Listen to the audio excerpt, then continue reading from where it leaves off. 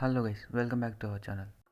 Jujutsu Kaisen చూసిన ప్రతి ఒక్కరికి ఈ డౌట్ అయితే ఉండొచ్చు. 1000 years నుంచి స్ట్రాంగెస్ట్ అని పేరు పొందిన సుకున పవర్ఫుల్లా, లేదా తను పుట్టడంతోనే భూమి మీద ఉన్న కర్స్ ఎనర్జీని మొత్తం ఇంబ్యాలెన్స్ చేసిన గోజో పవర్ఫుల్లా? ఈ వీడియోలో అయితే తెలుసుకుందాం. సో లేట్ చేయకుండా మన వీడియోని అయితే స్టార్ట్ చేద్దాం ఫ్రెండ్స్. అంతకంటే ముందు మీ అందరికి ఒక విషయం చెప్పాలి. అదేంటంటే, మీరందరూ ఈ వీడియోకి ఒక లైక్ చేసి అలాగే మన ఛానల్కి అయితే సబ్స్క్రైబ్ చేసుకోండి. అలాగే పక్కన ఉన్న బెల్ నోటిఫికేషన్ ఆన్లో పెట్టుకుంటే నేను పెట్టే ప్రతి వీడియో మీ ఫోన్లోకి నోటిఫికేషన్ ద్వారా అయితే వస్తుంది. సో లేట్ చేయకుండా మన వీడియోని స్టార్ట్ చేద్దాం. మీరు ముందే జుజుత్సు కైసెన్ మాంగాని చదివినట్టయితే గోజో అయితే ముందే చనిపోతాడు. సో దాని ద్వారానే చెప్పొచ్చు కదా బ్రో, సుకునా స్ట్రాంగెస్ట్ కదా అని. మీరు అక్కడే ఫాస్ట్ పైన పప్పులో కాలేశారు. మనం గోజో వర్సెస్ సుకునా ఫైట్ని చూసినట్టయితే గోజో మాత్రం సింగిల్గానే ఫైట్ చేస్తాడు, కానీ సుకునా మొహరోగా ఇంకా ఆగిటో హెల్ప్ అయితే తీసుకుంటాడు.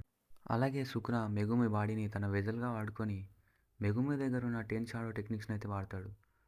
అలా సుకునా మొహరోగాని సమన్ చేసి గోజోతో అయితే ఫైట్ చేస్తాడు. మొహరోగా వల్ల సుకునాకి అయితే గెలిచే ఛాన్సెస్ అయితే కొంచెం పెరుగుతాయి, కానీ గోజో అయితే చాలా పవర్ఫుల్. మనం మాంగాలో కూడా చూసాం, గోజో సుకునా డొమైన్లో 1 minute వరకు ఉంటాడు, కానీ గోజో ఎక్కువ డ్యామేజ్ అయితే తీసుకోడు. కానీ సుకునా గోజో డొమైన్లో 3 seconds ఉంటాడు. ఆ 3 secondsలోనే గోజో ముక్కుల నుంచి నోట్ల నుంచి రక్తం అయితే కారుతుంది.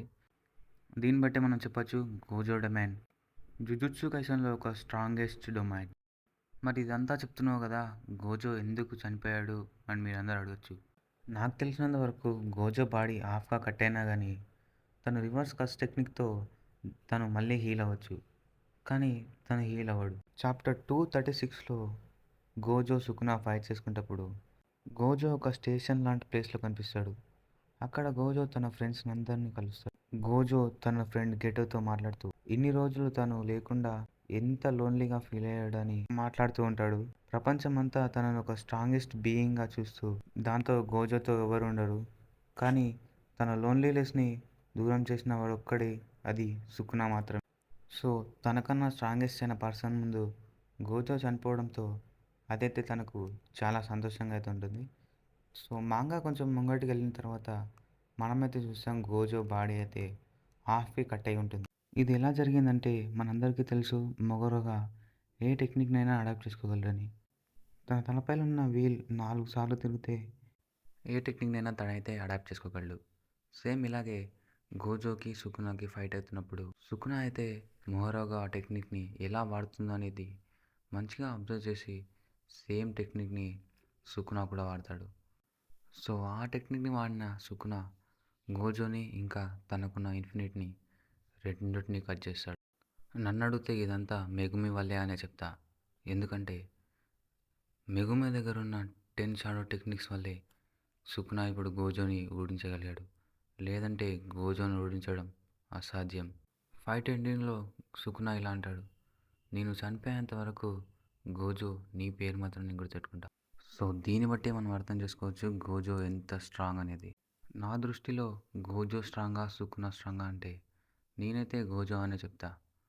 సో మీ దృష్టిలో సుకునా స్ట్రాంగా గోజో స్ట్రాంగా అనేది కామెంట్ సెక్షన్లో అయితే మెన్షన్ చేయండి. సో ఇది ఈరోజు వీడియో ఫ్రెండ్స్. ఈ వీడియో కనుక మీకు నచ్చినట్టయితే మన ఛానల్కి సబ్స్క్రైబ్ చేసుకొని బెల్ నోటిఫికేషన్ అయితే ఆన్లో పెట్టుకోండి. అలాగే మీకు ఏదైనా వీడియో కావాలంటే కామెంట్ సెక్షన్లో టాపిక్ అయితే మెన్షన్ చేయండి ఫ్రెండ్స్. నేనైతే ఆ వీడియో చేయడానికైతే ప్రయత్నిస్తాను. మళ్ళీ ఇంకో టాపిక్తో తర్వాత కలుద్దాం. సో అప్పటి వరకు take care, bye bye guys.